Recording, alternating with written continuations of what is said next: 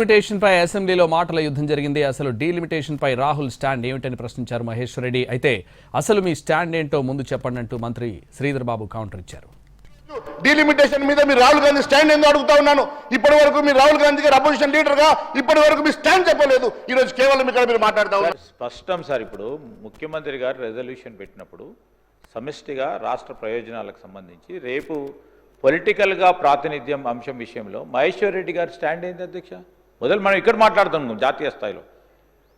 BJP డీలిమిటేషన్కు సంబంధించిన అంశం విషయంలో కేంద్రం తీసుకున్న నిర్ణయంలో మన రాష్ట్ర రాజకీయానికి సంబంధించిన ప్రాతినిధ్యం అంశంలో ఈ రాష్ట్రానికి సంబంధించిన బీజేపీ స్టాండ్ చెప్పమనండి. మనం అందరం కలుసుకొని పోయి మా రాహుల్ గాంధీ గారిని కూడా కలుద్దాం, వద్దంటలేవు.